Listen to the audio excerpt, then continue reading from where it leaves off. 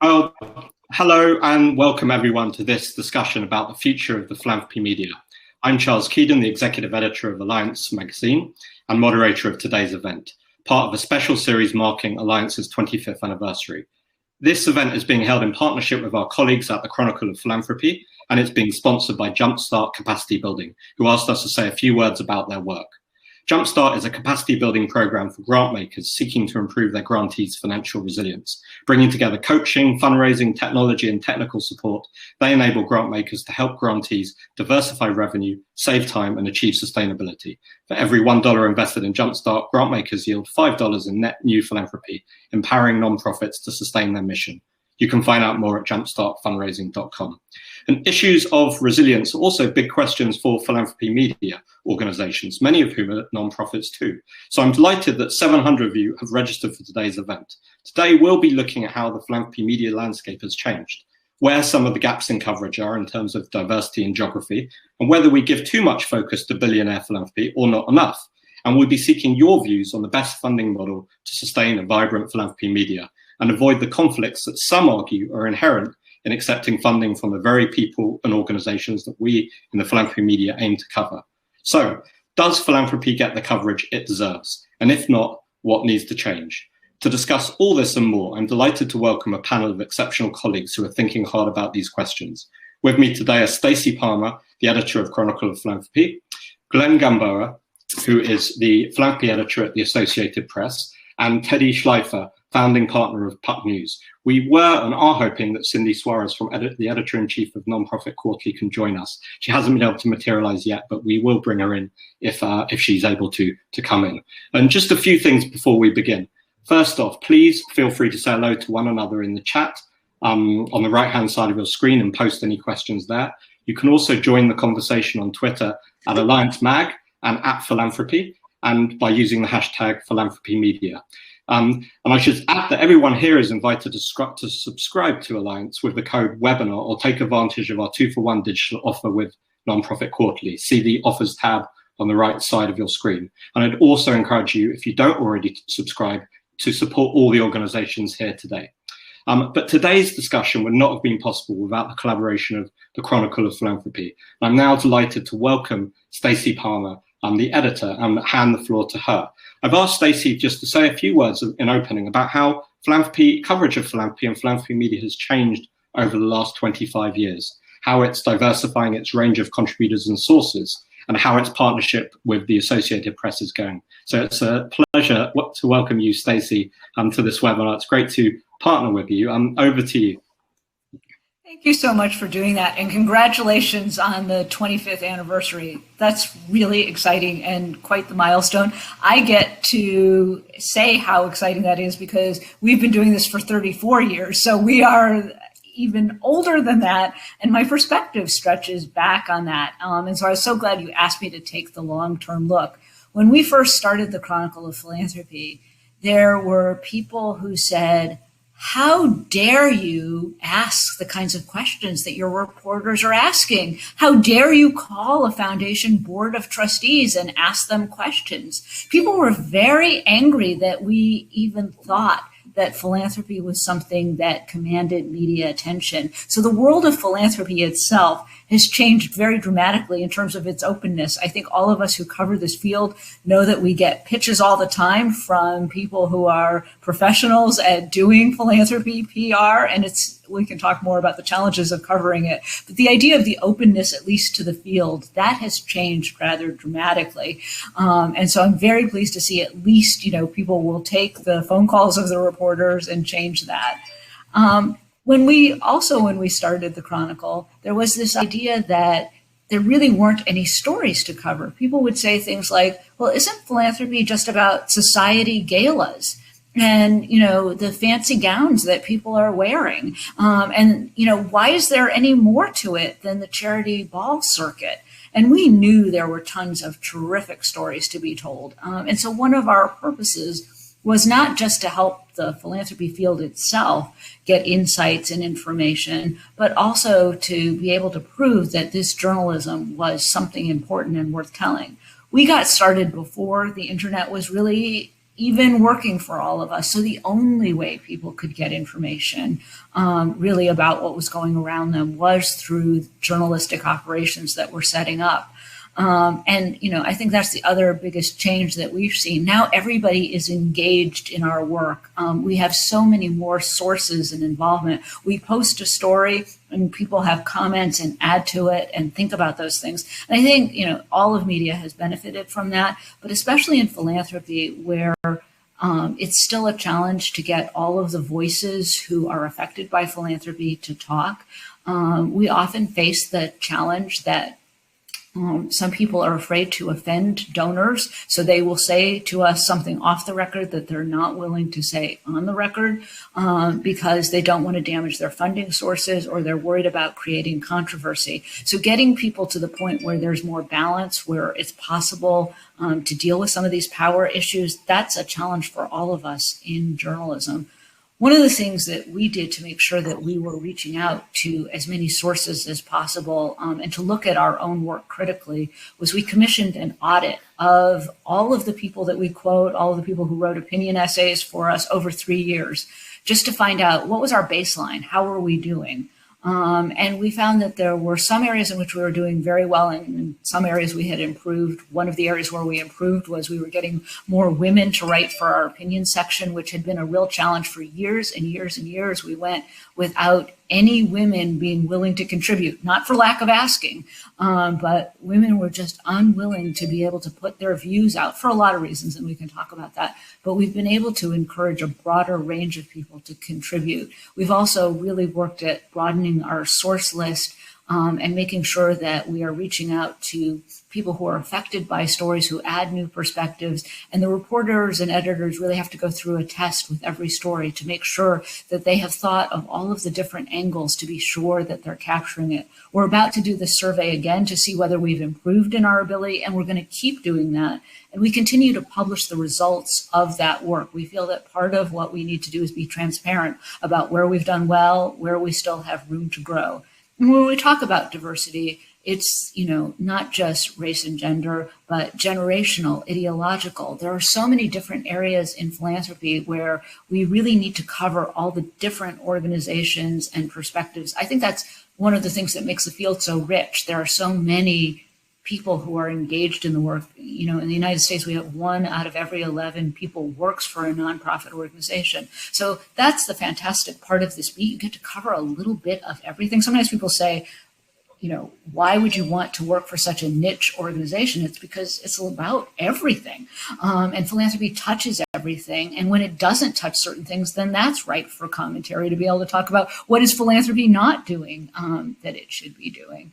And you asked me to talk a little bit about the Associated Press partnership that we have. And I'm really glad that Glenn is here to talk about his end of it. The Lilly Endowment made a tremendously generous gift to add basically 4 reporters to the philanthropy beat, reporters and editors. We have 2, AP has 2, and actually we're going to be adding a 3rd very shortly who can cover more breaking news. We have reporters who focus on in-depth kind of work, but we're also adding, and our goal, the whole goal of the grant is to educate the public about philanthropy in the nonprofit world. And that's in part because the general media is still not covering philanthropy well enough. There are plenty of philanthropy beats that have come and gone, but as newspapers have faced challenges, many of them have had to cut back on their philanthropy coverage. And we're starting to see another resurgence in coverage. It's really great to see, the New York Times has a reporter dedicated to this once again, but for a long period, they did not have anybody covering this beat. So our goal in working with Associated Press is to say many more news organizations need this information. We provide our stories to them. We have the advantage of being able to publish their stories, and it means that we have richer coverage for all of us. Thank you, Stacy. It's great to hear that Chronicle of Philanthropy is 34 years and going strong. And since those early days, there's far more to cover than perceptions about galas. Though we will come back to gala dinners, I'm sure, with Teddy Schleifer joining us in a moment. I'm delighted to say I can see Cyndi Suarez from Nonprofit Quarterly on the screen, and we'll be coming to Cyndi in a moment. But you've been mentioning Associated Press, and that's a perfect moment to bring in Glenn Gamboa, who's the philanthropy editor at Associated Press. It's great to have you with us. Stacey's really done a great job of introducing that partnership and the potential for it. But just turning to you, as someone that's been in post as a philanthropy editor at AP since January, what do you see as the most pressing issues for philanthropy, and what are your hopes for this partnership that you have with the Chronicle and with Lily? Welcome. Oh, thank you, Charles, and congratulations on 25 years. That's quite an accomplishment in any journalistic field. So, congratulations, and thanks for having me. Yeah, Stacy really did a wonderful job in kind of explaining our partnership and how the Lilly Endowment was looking for bringing information about philanthropy and kind of knowledge in how philanthropy works and how it affects people's lives to a wider audience. And that's kind of what we're trying to do at the Associated Press. I'm going to steal an analogy, a metaphor from Lucy Bernholz, who I talked to recently about her new book on giving. And she says that philanthropy should be seen as Chex Mix. So there are lots of different pieces. They're all they all contribute to having a tasty snack, but they're all very specific and individual, and they all bring their own things to the idea of philanthropy. And I think that's what we want to cover in the Associated Press. Obviously, billionaires giving major donations to foundations is news, and we will cover it. But we also want to cover community foundations and how people's lives are changing at the community level, how an interesting idea on the local level has worked in that particular city, and maybe by us writing about it, other cities or other places will look at it and see an idea that they can adapt to their place. So we kind of see the goal of AP's philanthropy coverage to be, the gamut, the whole Chex Mix. I think the first question you asked me was what I see the challenges are for philanthropy, and I think that there's a lot of cultural change right now, and philanthropy is dealing with kind of a shift in how people volunteer, how people give. The idea of giving to United Way in your weekly paycheck, and then having your employer match that, and that's your giving. It just is no longer the way people want to interact with philanthropy. They want more and more. They want more control. They want to they want to be in charge. They really like crowdfunding because it's a one-on-one. They're able to see the results of their donations and interact with the people who received it immediately, and that attracts especially the younger generations. But I think the major issue that philanthropy faces, and Stacy touched on this a little bit, is there's still a lack of transparency. There's still a lot of people who are saying, why are you asking these questions? We're philanthropy and we're just trying to help, which is a wonderful sentiment, but the lack of transparency, and we're seeing it now with there's a bipartisan bill currently in the Senate that talks about changing the way that adding more regulations to how donor advised funds work, or how donations are used. And if one of the only things that Democrats and Republicans can agree on in all of politics is that philanthropy needs more regulation, you have a messaging problem. I think that goes along with also all the conspiracy theories about what does Bill Gates really do and what does the Gates Foundation really stand for. Those are all obviously untrue and overblown, but the fact that they take root is also another another sign that there's a messaging problem, and that because of social media, if you are not giving your message, if you're not giving a message and one that people understand and believe, they're going to come up with their own. And it's and we're seeing that more and more as well in philanthropy. So I think that's maybe the major challenge. It's nice. The Lilly Endowment did add 4 full-time reporters in philanthropy, which is very helpful to kind of giving a broader look. But the way social media operates, there are millions of people who are able to hold their own employer or hold their own community to call them to task to say, you said you were going to do this and you're not. And they might not know all the journalistic terms of what they're doing, but they can point that out, and that can get them as much attention as a story can. So I think transparency is really going to be one of the big things that people need to look at. Thank you, Glenn, and very clear message in your opening comments around transparency and the ability of foundations to communicate and indeed answer questions that there are reasonable questions that they're asked, and there might be room for improvement there. But then you mentioned social media, and AP I saw has Twitter following 15 million on social media, which is potentially transformative for a wider audience to hear more about philanthropy. Now, it's no secret that philanthropy coverage is dominated by or concentrated in the United States. And I just wonder whether having a kind of international publication like outlet like AP involved might change that. So perhaps you can just briefly comment on whether you see a geographical broadening of coverage of philanthropy as a result of what AP are able to do now. Yeah, I do think that obviously philanthropy in the U.S. and in Europe is mature. And it's still growing and kind of deciding which way it's going to go in places like China. But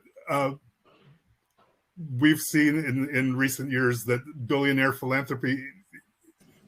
are driving philanthropy in directions.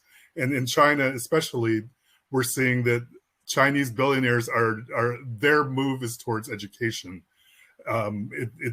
And we're going to see more of we will see more of that. And as part of AP, we have a large contingent in China, so that will be part of the coverage that we'll see. Thank you, and we'll certainly return to that theme of the kind of globalization of philanthropy coverage. But it's great to see so many of you introducing yourself on the chat. Do start thinking of questions you might want to ask, and feel free to post them there. But before we go to Cyndi, just want to draw everyone's attention to the poll button on the right-hand side of your screen. You've heard Glenn mention about the Lilly endowment funding posts in philanthropy. This question of how the specialist philanthropy media can be funded or should be funded is one that doesn't always get attention, but it is one that, of course, philanthropy publications consider. So we want to ask you, how should the specialist philanthropy media be funded? Should it be from income from advertising, subscription, and events, unrestricted funding from philanthropy, endowment funding, which could be seen as a form of the most unrestricted funding, government funding, or other? Feel free to just tell us in the chat. We're only looking for your top of the mind reactions to this, which we can gauge to continue the conversation in this area. Just give you a moment to put in your answers, and I think there's over 250 of you here live, which is great to see.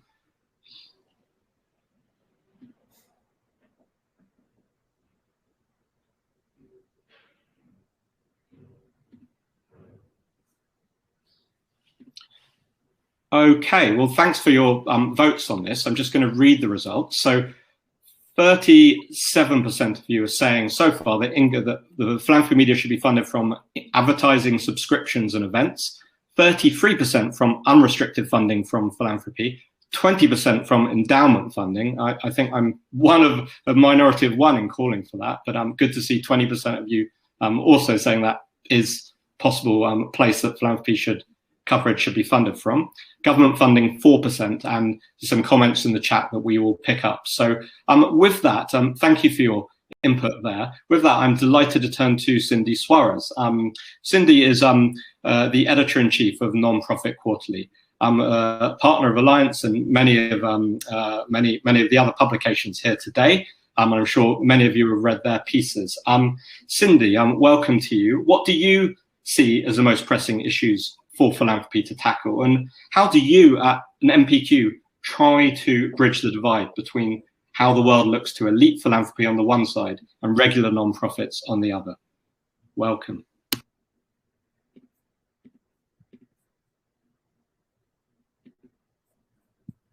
I think you're on mute, Cyndi, so just press that button at the top of your screen and hopefully we'll be able to hear you in a moment.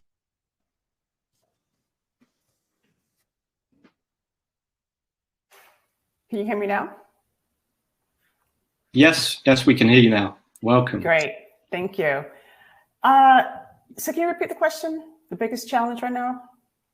So just a couple of things, just by way of opening, what you see as the big challenges or a big challenge facing philanthropy. We heard from Glenn about transparency or a lack of it, but also NPQ holds this interesting place in the philanthropy media ecosystem, looking both at elite philanthropy with a critical eye, but also at what the world looks like from the point of view of regular nonprofits. How do you bridge the divide in your coverage?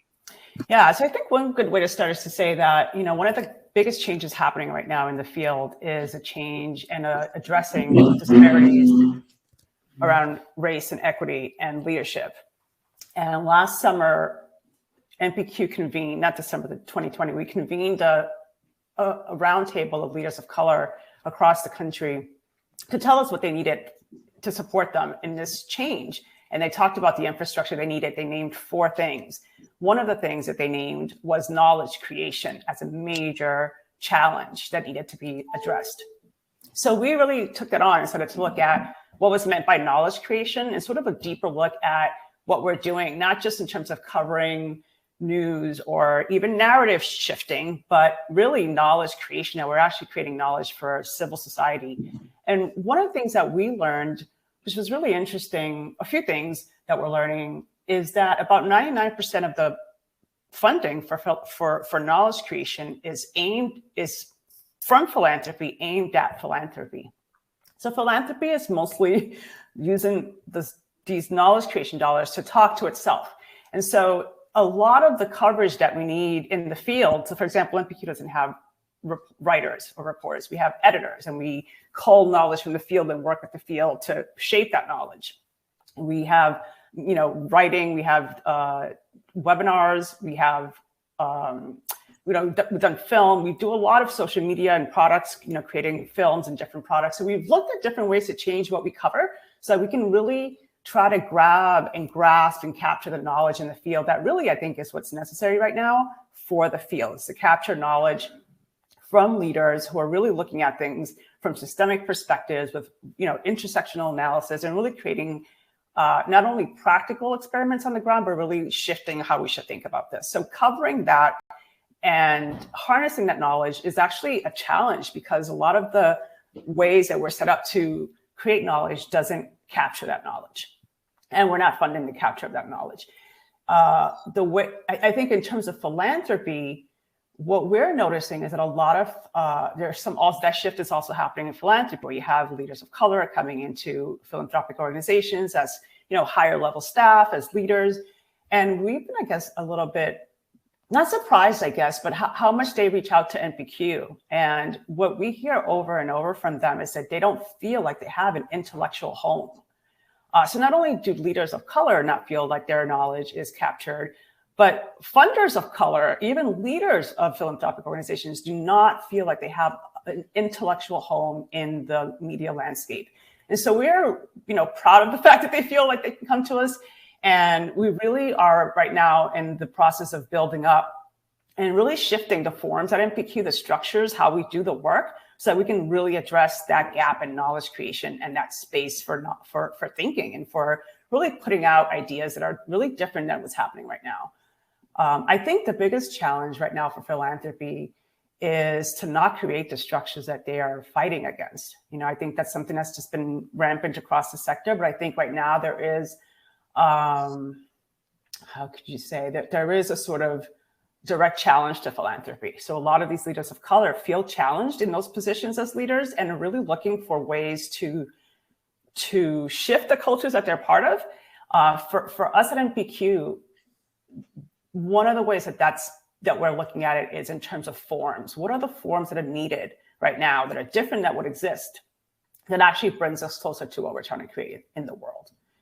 So I don't know if that captures everything that you asked, but I think for us, it's about knowledge creation. It's about the fact that there's almost no funding for that. I would say less than 1% of the funding goes to that kind of work. And that is the most important work right now, I think. And that work requires different ways of doing the work. Thank you, Cyndi, and thanks for bringing the lens that you provide and talking about those people that feel they have an intellectual home with you. And that's great to hear that there is that space. We at Alliance, I guess we're trying to do that, but outside of the US context as well.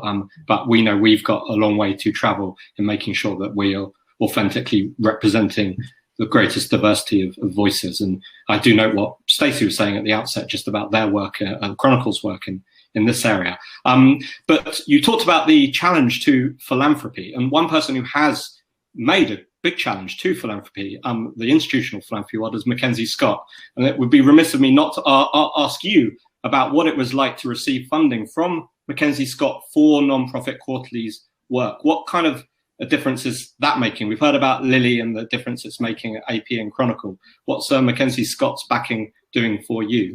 What do you hope it will do? I mean, it was just exactly what we needed. And on so many levels, as an organization, I think as a field, I think for us, about 2 weeks before that, I had been saying, because when I became the editor-in-chief of NPQ this year, I inherited a predominantly white organization. And so, in order to change that, I thought to myself, I need about the same amount of money that we have as a budget to be able to actually just bring a bunch of new people on to do this other work that's already needed beyond the platforms that we already had. So it's allowing us to do that, and that's incredible. I think as a field, we saw how many of our partners were getting this level of funding. And I've just been really curious as to what does that mean for our sector when all these infrastructure groups got funded at a, I think, an unprecedented level. I'm really curious about that because when I read the list that we were on, I just, having worked in the sector for almost 30 years, I just thought, wow, what does this really mean? And I really wish that we could have a way of working more closely together to think about how that money is spent. But it's just a huge shift in terms of the funding to these groups that allow us to do this kind of work that needs to be done. But also, it's on a higher level, it's a model to the field about how we need this work to happen. I think what she is demonstrating is the opposite of what I'm saying, in terms of what the challenge is. The challenge is to not recreate the structures. That's what she's doing. She's not recreating the structures. She's not creating, those structures that we see in organizations right now in philanthropy, where, there is a shift, I think, in philanthropy where there are many different things happening in terms of shifting how that work happens. But I think she came with a really different model. I often use, Deleuze and Guattari's concept of lines of flight, how you can just from the same position with different assumptions, take off in a different direction and create a different reality. I feel like that's what she did.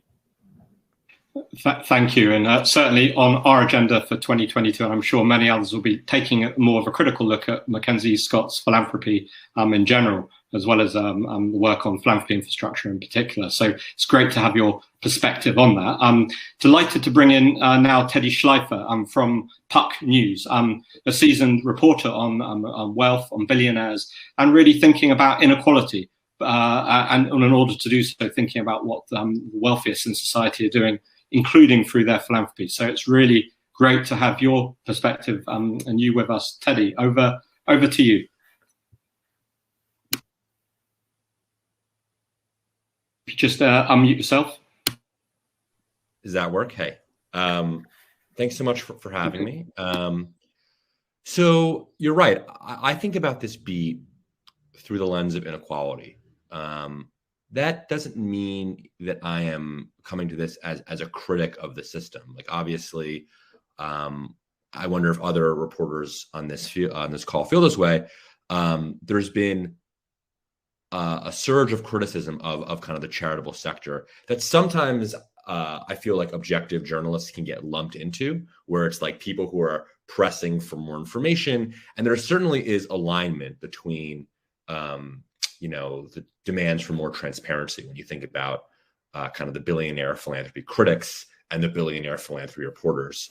But I don't see that as my job. I see my job as Stacy was and Glenn were both referencing, I see my job as just trying to get more information and just trying to bring kind of traditional blocking and tackling of, straight journalism news to a sector that, has been hostile, allergic to it. And I think that's kind of weird. And it makes me wonder why. I often find in my experience that, with all due respect to all the great people on the call, people here can be pretty thin-skinned, I find, in this world. There's not necessarily a culture of come on in, check the books, meet our staff. And I think for a long time, that's because some of the coverage has been not as critical as it could have been. And maybe people got lulled into a sense of security or a sense that like they were above scrutiny. And I find that, disappointing for the public, not just disappointing for reporters. So I'm coming to this as someone who believes that these people are not really answering enough questions about their power, about what they actually do on a day-to-day level. Especially, I'm based in San Francisco, part of this publication called Puck, which maybe I can drop the link into in the messages for people who are interested in learning more about Puck. But the central theory is that the world of kind of billionaires and elites in American society in general, it's really all one world. So there's Silicon Valley, there's Washington, there's Hollywood, there's Wall Street, and lots of power in those sectors are really covered as siloed sectors. Like there'll be publications that cover, Bill Ackman on Wall Street and publications that cover Mark Zuckerberg in Silicon Valley.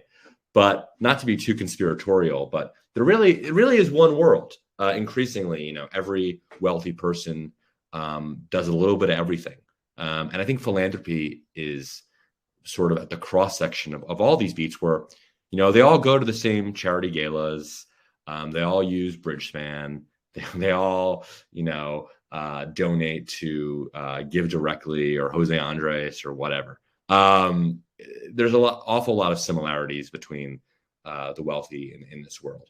And I see this as public service journalism, not to get on too high a horse here. But, I was talking with someone recently about tax policy and about, how should wealthy people be taxed? And a key way to answer that question is to know how much wealthy people give away in charity. That's like a very relevant fact for that discussion. In fact, as part of the tax discussions over the last couple of weeks in Washington, people like Joe Manchin were explicitly bringing up the fact that, wealthy people give lots of money away in philanthropy as a reason to push back on kind of a billionaire's tax. And I think lots of the discussion about how much people give away, despite, the great efforts by all of us to try to, uncover it, I don't think we really know is the answer. I think a lot of the data is imprecise, is imperfect, especially thanks to my friends out here in tech who increasingly give money out of family offices and LLCs and DAFs. So the reason I say this is public service journalism is because I think, every time that Stacy or Glenn or any philanthropy journalist or the nonprofit quarterly team, any of us are asking questions about, hey, how much did you give away, or what did you fund, or who runs your charity? Those can be seen as nosy, right? For sure. And, we are nosy by design. But I think answering those questions helps answer the question I was having over coffee about whether or not billionaires should be taxed more. It helps answer Joe Manchin's allegation that these people give away lots of money in charity. So to sum up, I don't see my job as tearing down the system. I see my job as, trying to unspool new information that helps Joe Manchin and policymakers answer kind of the big existential questions about inequality. So that's my jam, and I'm looking forward to the rest of this. Thank you, Teddy, and please do post about Puck Muse in the chat for people that haven't subscribed. Certainly go ahead and take a look. And of course, tax and philanthropy are not mutually exclusive, as patriotic millionaires and others are increasingly saying. But Teddy, if you just stay with us there, I just want to ask you your views on how we can boost this kind of public benefit journalism, which is covering the exercise of power, including through philanthropy. How you looked at the poll, you saw readers' views on how this type of journalism should be funded. I just want to pull out one reader and question from Mark Morgan, who says, how about a funding consortium where donors can contribute to a pool of media funding without having any undue influence on coverage? Do you feel there's sometimes conflicts for us in the philanthropy media in terms of covering the very people that we also receive funding from? You know, every business model has its own conflicts of interest. You know, if you work for, I used to work for Vox.com, huge traffic business model. You know, you're sort of conflicted by advertisers to some extent, right? You know, I think there are critics out there who would say even the New York Times has conflicts because they're, you know, driven by what do their subscribers want to read. And of course, if you know, run a nonprofit media publication, that, you know, there's certainly the potential for conflict of interest, right? I don't think, you know, lots of media critics are correct that there actually is a conflict, but I think any fair-minded person would have to say the potential for conflict exists. I mean, Puck is a subscriber-based publication, like the Chronicle is, and I'd be interested in what Stacy thinks, but, you know, I think there are definitely great assets to it. You know, I can write for a lot of the philanthropy nerds on this chat, like myself. You know, I can cover stuff that that is pretty inside baseball, but, you know, I do feel like serves the public service mission I was talking about, because our audience is other insiders. And I also feel like as a subscription publication, you can, and part of Puck's premise is just limited BS, to be polite. You know, I think we try to, there's a huge gap between what people really think and what gets written. And that's not to say that, you know, I'm going to report something that's not accurate. But I definitely try to break the fourth wall and talk to people like I'm at a bar about how this world works. And that's, you know, I think in part doable because of subscription media. Thank you, Teddy. Well, let's bring Stacy in, and also if we can just bring Cyndi and Glenn back onto the screen, if you can to put your videos on, so we can just have an exchange between us and all the people that are posting in the chat. But Stacy, I know that you've tried to navigate this issue as Chronicle of Philanthropy, which is, I think, for profit, but has got a non-profit arm, by developing editorial guidelines that can help to ensure that any conflicts are managed, but also at the same time allow you to bring in philanthropic income. How have you found that over the last year or two? How's it gone? Yeah, it's a big question, and we spent many years before we even sought our first philanthropic gift developing strong guidelines about what gifts we would accept, what standards we would do, making sure the reporters understood that there would never be any interference by the funders in our work. And that has helped us. I have to say we're very lucky in the funders that we've chosen. They have never tried to interfere with anything we've done. One of them said to me one day, "I think you treat us tougher because we fund you," which is not true either. But, you know, the perception certainly is that, you know, we have been able to straddle this. And I really do feel fortunate that nobody has ever, you know, not one funder has ever tried to influence our coverage in any kind of way. And if they did try to, we would return the money and say, you know, that's just not acceptable to do. But what allows us to do that is we have strong earned income. You know, Teddy mentioned subscription revenue. That's really important. To know that you have a base of subscribers is very important. We have other things that we earn fees. We do webinars and other kinds of things that we charge for. And that allows us also to do a stream of things that are free for the audience. And that balance is incredibly important too. So some of the professional development things we do that help you do your job better, people have training budgets that they can pay for, but other things in which we want to educate people about topics that really don't even seem appropriate to charge for, we don't, and we offer free access. So it's that mix of things, and I think that's what all of us in media are trying to figure out, different ways of doing it. But I do love the idea of some kind of a funder consortium that could finance this work, and that in a certain way that we could dole out money in a different kind of way. I think that's an interesting solution, but I don't think, we'll ever see a model in which, something is entirely philanthropically supported and covering the world of philanthropy. I don't think that would work well either.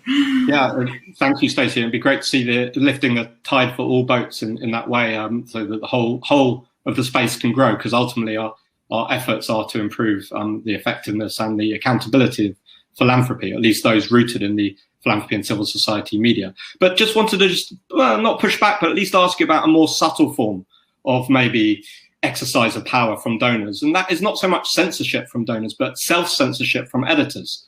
Do you not think we might sometimes think twice about maybe being a bit harder on a donor that might share our progressive values or not, or our conservative values, depending on where we stand, and maybe just pass over them and look for someone else? Do you think...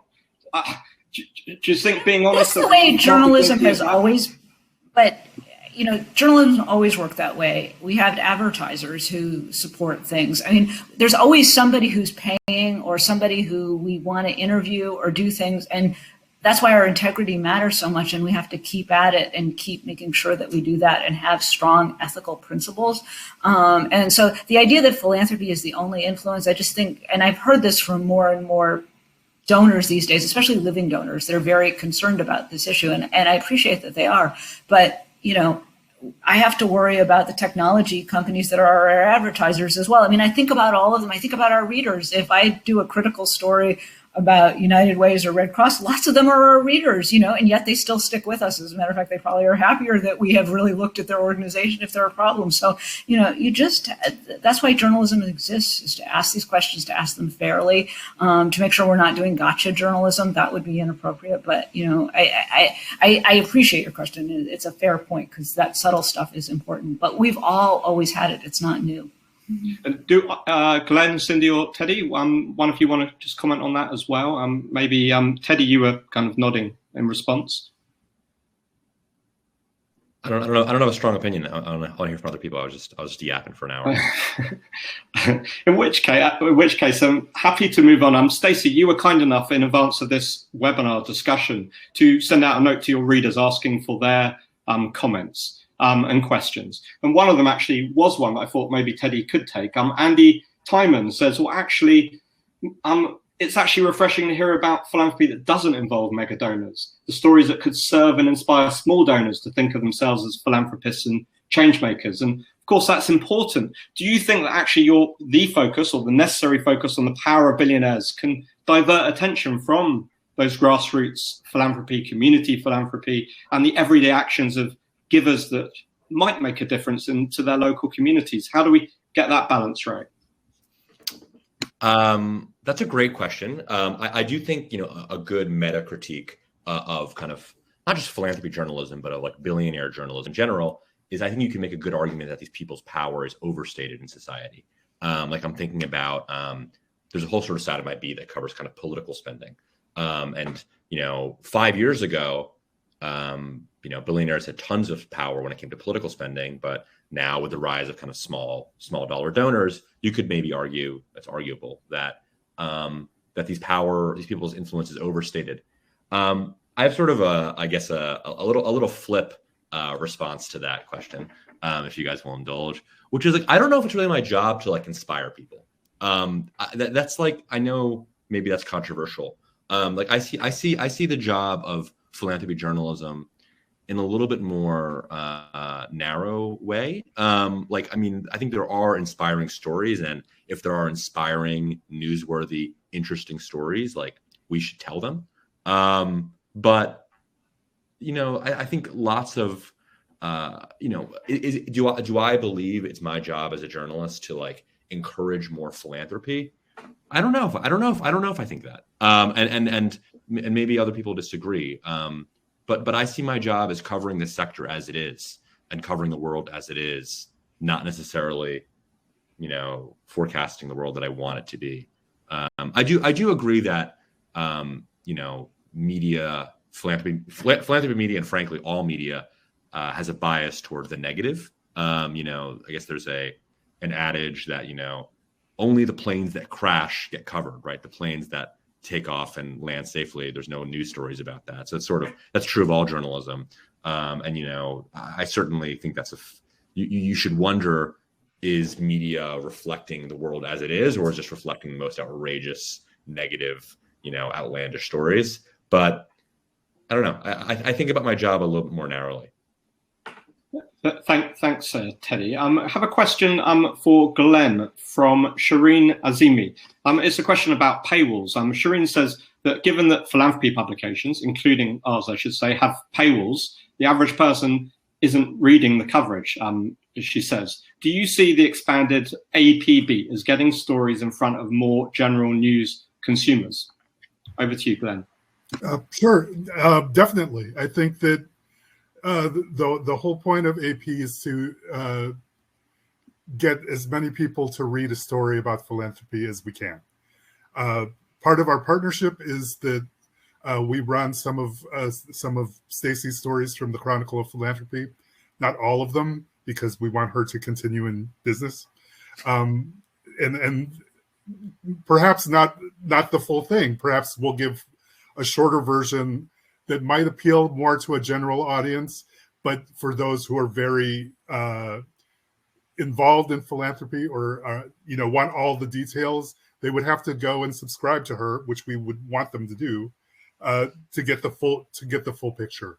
I think that we want a mainstream audience to get a better understanding of what philanthropy is and what it involves. If they're going to be get specific or very detailed things, I think there are other great places to go and get that information. Thank you. And question for Cyndi from Lauren. Lauren, is MPQ moving away from a journalistic approach and towards content, and more towards content? Yeah, that's a common misperception. MPQ is not a newspaper; it's a journal, so it's never had a journalistic approach in that sense. It really does look to create content and to challenge some of the assumptions and narratives. I mean, even when I was just listening to Teddy talk, it made me think about a lot of what we cover is really looking at even that, right? So like what really, I guess, goes viral for us is when we show examples of how something works in the field, or how someone was able to do something that everyone else is struggling with, but really didn't know how to do, or like someone who's an expert at something that then gets called, so it's kind of, it's different. It's really our goal is to advance the practice in the field, to advance civil society. And sometimes that often is really just even challenging the basic ideas of what is philanthropy. So we'll do a lot of coverage of how people in communities are looking at philanthropy, how they're looking at, a lot of our stories right now from community folks, if I had to think of a general theme, it's everyone's looking to take power. And that's not something that we weren't using. I mean, I wrote a book on power, and when I wrote it, people weren't talking about power. This is a new thing. I feel like I've seen in the last 5 years or so, where people who are really, I feel that the field with activism, we live in a period of like intense activism, and also that field has evolved over the last 40 years. So there's a lot of expertise on the ground. And I mean, if you look at, for example, Negri and Hart's latest book on the rise of the right and social movements, what they say is that we've gotten to a point where the people are more sophisticated than the leaders, right? And so it's just we're really seeing that in terms of like what we're hearing from the field, and philanthropy is part of that. People are creating really sophisticated alternatives, a lot of which are not getting covered. So we are. And a lot of it is because you're using very different frameworks about, for example, people of color, especially Black folks, they don't feel comfortable with the term philanthropy. The sort of, if you go to Native communities, Indigenous communities, there's a culture of actually downplaying, the gift economy. Everything's to downplay status, right? And to like this move towards collectivity and solidarity is really even challenging these terms. And so a lot of that, when we cover it, that's what excites us, when people are really changing the way we're thinking about things. So we actually don't necessarily try to cover the world as it is, although we do. We are really focused on what people are trying to create, the world we want. And so maybe that's a difference. Thank you, Cyndi. Would any of the other panelists like to comment on what Cyndi was saying about the tenor and the balance of coverage? I would say at Alliance, we're seeking to tell the story of philanthropy, but also be a critical friend and hold the field to account with all the challenges that involves. How does it look from your point of view, Stacy? Yeah, I think what Cyndi said is really important. And also, this all shows the diversity of coverage and why we all need more people coming at it. There isn't one single way to do this. What is rich for us, in addition to our journalistic coverage, is our opinion section. And that is an area where we encourage people to debate and to talk about things and to surface new ideas. And that, one of the things we've really worked at is to make sure that it's not just the people who have professional PR people to help them craft a piece, but that we're really trying to reach out to people who maybe haven't written much before for a publication, help them learn how to craft their messages in ways that will really be compelling, often much shorter than they would write them, so it's for a newspaper audience, and will get accepted. But that's a wonderful forum to be able to get new ideas shared in various ways. And the other thing that I think people don't use often enough is letters to the editor, or another powerful way to get new ideas out. So it's not like there's just the journalism by itself, but there are other outlets and other ways that we can all add to this conversation. Thank you. Another question that came just in advance, was submitted in advance of the webinar, was from Thomas Boyd, who says that philanthropy is generally lumped in with charity, seldom treated as a major driver of social change. How about more coverage of philanthropists at the policy table? Teddy, what's your thoughts on that? Sure. I've tried to kind of cover that as much as I have anything. The line between philanthropy and just straight up partisan politics has been frankly obliterated over the last 10 years. I mean, I used to cover kind of campaign finance. I used to be at CNN, and I covered mostly conservative politics. And I covered, the Koch network and, Sheldon Adelson and people like that. And I can tell you, they see their work as philanthropy. Whether, I'm sure, lots of people on the call do not see it as philanthropy, but it doesn't really matter. What's more interesting to me is what they see it as. And it's funny because on the left, especially during the Trump era, all of these donors out here started doing more and more work on kind of partisan politics, and they see it as philanthropy. And then the people on the right think, no, that's not philanthropy, that's politics. Obviously there's some legal distinctions, technically 501c3 work is not politics, but I kind of think there's a little bit of a wink and nod game played everywhere at this point. Not to be that both sidesy about it, but I do think everyone in philanthropy has recognized that the IRS is not going to go after them if they do some political work on sort of that's a wink and a nod. I guess a great flashpoint in this debate that I've been covering a little bit has been the debate over the $400 million that Mark Zuckerberg and his wife Priscilla Chan donated to the Center for Tech and Civic Life, which helped administer elections. And I think Glenn was making this point earlier, it's a great example of how some conspiracy theories can have an element of truth, where on the one hand, the right-wing media has made this into Mark Zuckerberg, bought the election. Still to this day, I have a Google alert for it. 11 months, a year after the election, this still comes up regularly. But obviously, to Glenn's point about Bill Gates, there is an element of wait, why is Mark Zuckerberg funding election administration in Wisconsin? So that's a great example of how that is philanthropy, but to the right, that's politics. And I do agree with, I guess, the core critique that if you cover campaign finance, you need to cover charity. And if you cover charity, you're really covering campaign finance lots of times. No, that's a great point. And the boundaries between campaign finance and philanthropy, particularly outside the US, are only beginning to really heat up. So I think seeing where the direction of travel is going in the US context might be quite instructive for people outside of the US. And although there's many that are very unhappy to see the increasing critique of philanthropy that's coming in the US, which might lead to the winds of change blowing in a more critical direction in Europe. But just sticking with politics for a moment, the Philanthropy Roundtable, it's been a subject of kind of great controversy in the US philanthropy sector at the moment, with some outspoken criticism that philanthropy is too woke, too progressive, and others really seeing them as an isolated voice, which isn't really representing where the kind of mainstream of philanthropy is going. Just wonder whether Cyndi and then Stacy would just like to briefly comment on comments that the Philanthropy Roundtable have been making recently. Cyndi. Yeah, I'm not aware of it. I mean, for me, it's all political. They're just different ways that it happens. I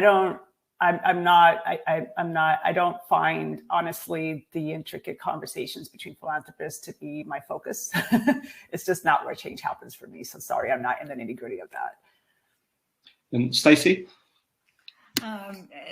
As we wrote a big story about Philanthropy Roundtable, I'll try to put it in the chat. It's caused quite a bit of controversy lately because they've been more outspoken about what they see as some of the challenges in philanthropy. And, I think undergirding this conversation about, whose voices do we hear, there are a lot of people in conservative philanthropy who really feel that they haven't had a chance to express their views as well, and they need to find new ways to get the arguments out.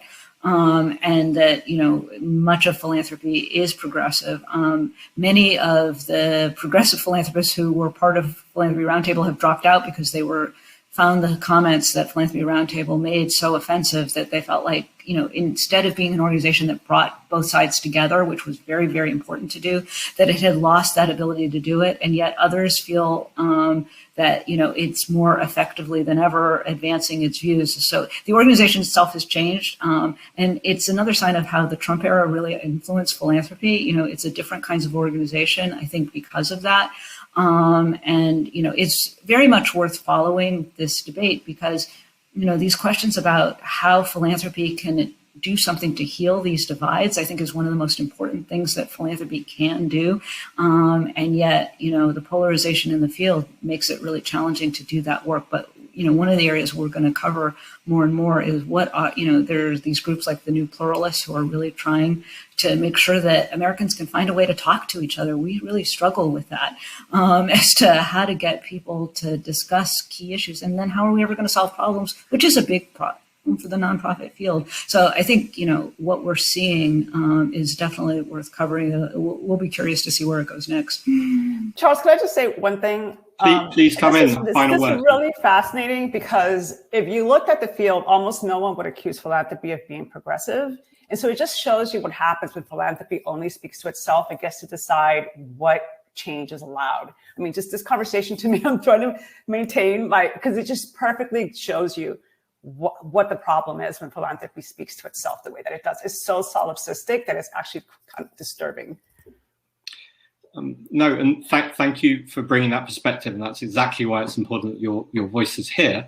But at Alliance, for example, in our 100th issue, we've run coverage where we've been really on the receiving end of criticism, we're excluding conservative voices, but others saying we're not really engaging sufficiently to be more progressive in terms of debates around decolonizing philanthropy, reparations, and debates that are happening maybe outside of the more refined and rarefied walls of philanthropy. So I think your point, Cyndi, your rejoinder is a really good one, and for all of us to take away. It kind of begs the question, and maybe the assumption that we're not even exploring, like the powerful question, because I always think about what's underneath all of this. How can we actually talk across these differences in a way that really makes explicit and doesn't leave us talking in circles? And I guess what I'm getting to from this conversation is, what is the purpose of philanthropy?